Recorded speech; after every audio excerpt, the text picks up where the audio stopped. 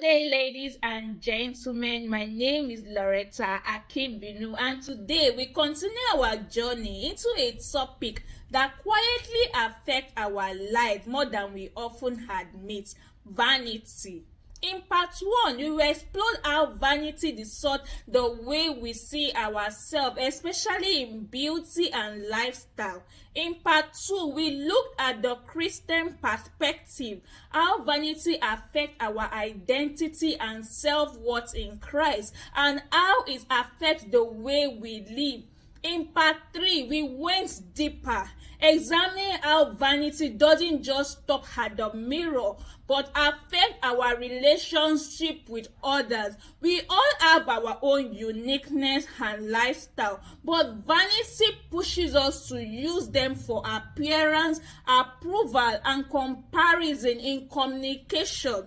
We ended by saying we will look at how vanity shows up in the choices we make in our ambition, lifestyle, spending, marriage, social and relational decisions, and even how we worry about being perceived.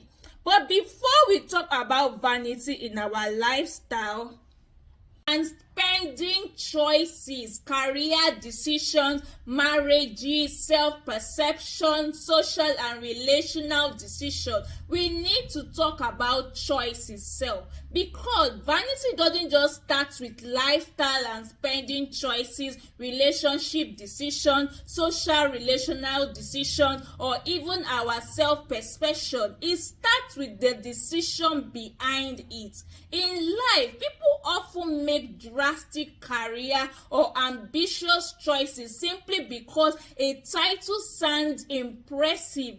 Others avoid certain jobs because they seem beneath them. Sometimes we say yes to responsibility just to look capable, not because we are called to them. This same vanity shows up in the lifestyle and our spending choices, buying beyond our means to appear successful, choosing restaurant, vacations, or gadgets for the authentic instead of the joy, decorating our homes for guests rather than how we truly live. It shapes our social and relational decisions too. Staying in relationship because we don't want to look like we failed, dropping names or accomplishment to seem important, or overthinking how we are perceived in a room. Vanity rarely announces itself loudly. It begins quietly in the mindset. In the hidden places, we start making decisions based on how things look instead of what is true, healthy, or aligned with who we are. And once our mind drifts into being focused, it doesn't stay small. It begins to shape our choices across every areas of life. In our career, we choose roles for the title instead of the calling. In our lifestyle, we buy things or adopt habits to appear successful rather than to actually live well. We spend lavishly on less important things and neglect the important one. We repeat this pattern just to protect an image. In our relationship, we perform instead of showing up honestly. Even in marriages, we become more concerned with how we are seen than who we truly are. Some walk away from their spouse because they don't match the image they have built in their mind. Some drop their spouse's surname or withdraw affection just to feel more important. That's not freedom, that's vanity. And vanity-driven decisions always carry consequences. The pretending, the performing, the image building, it all costs you something. You were meant to choose authenticity over appearance, truth over performance. We have all heard the quotes, fake fake it till you make it. It sounds motivational, but its vanity side pushes people into irrational choices, pursuing jobs only for relevance, pretending to be what they are not, or chasing bigger roles just to feel important. Some even take risky paths to make money, simply to display vain possessions. When lifestyle becomes centered on loving material things more than real life, superficiality grows. The desire for an extravagant life rises. We start buying beyond our means, choosing experiences for the sake of appearance rather than inner joy. People who start from nothing but forget the value of honest growth often end up chasing polished images or pretending to be further ahead than they are.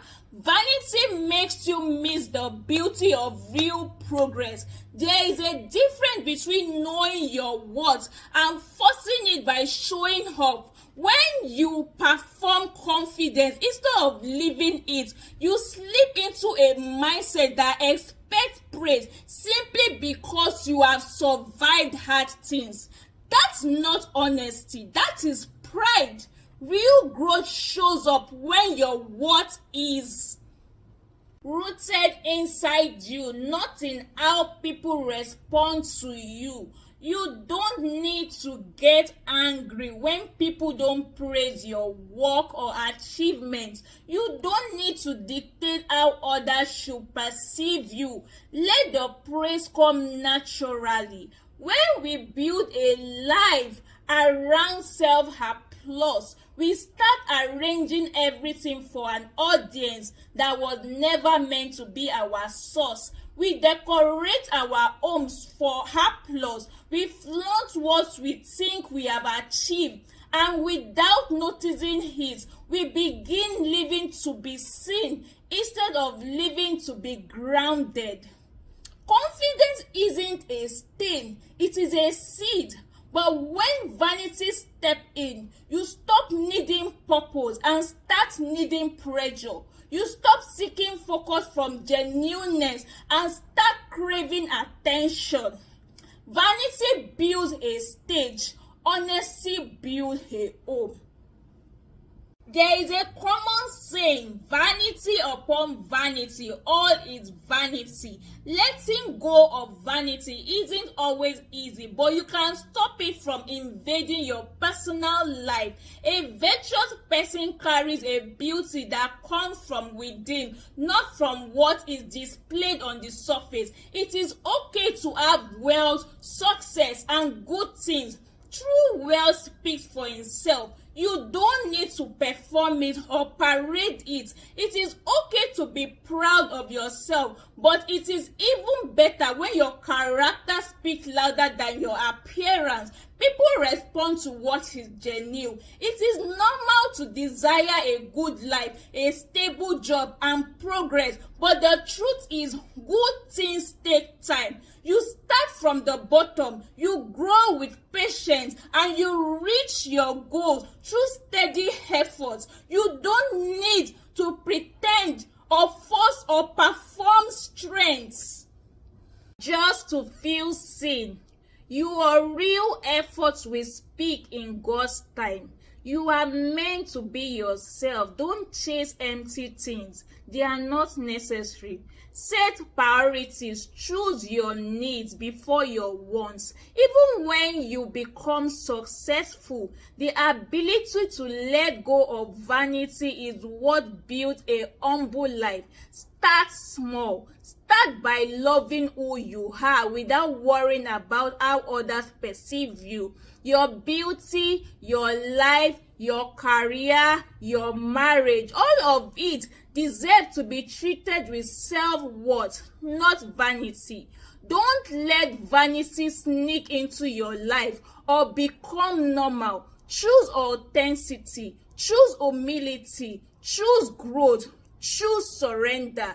Don't use positions or titles to intimidate. That's vanity trying to lead. Instead, choose to love the people around you in everything you do. Live free from the pressure and emptiness of a vain life. Practice humility. Your desire don't have to be extravagant. You don't need to chase things that pull you away from your inner self. Enjoy the small things. Let simple joy shape you. Your character, your image, your lifestyle, your dressing, your charisma, none of these need to be loud. You don't have to perform for the world. Start with humble beginning. And even when you eventually have more influences, more resources, more opportunities, don't let your possession dictate your behavior. You may not fully know how your money or status could bless others. So train your heart. Practice letting go of unnecessary extravagance. Stay grounded. Stay true to who you are. Believe in yourself and be yourself. You are made for more. Choose authenticity over applause. Don't force a version of yourself just to be seen. Walk in self-worth. Stay content. Walk in the freedom God gave you. Don't let vanity guide your choices in career, lifestyle, relationship, social and relational decision, marriages, or how you want to be perceived. Trust that in God's time, you will be recognized. Your blessing will come without striving. You have the power to remain disciplined, whether anyone is watching or not. Vanity was never meant to rule your decision. It's something you are called to master, not obey. When you live free from vanity, you step into your real life. Even when vanity helps you present yourself well, it is not a necessity. Love everything about yourself, your body, your lifestyle, your unseen moment, your seen moments. Make choices that reflect freedom, not vanity. Choose a life that aligns with who you truly are, not a life that tries to impress what doesn't matter. Life is a stage, and every choice is seen by the producer of the drama. He sees everything you do, and there is a reward for those who genuinely act with sincerity, not for applause. Don't fall into the trap of vanity. Kick it out of your life with prayer. Thank you for listening to my motivational talk on vanity in the choices we make in our careers, marriages, our lifestyle and spending decision, social and relational decision, and even in how we define ourselves. I hope to see you in my next video where I'll be discussing the Christian perspective on vanity in our interpersonal relationship. Bye!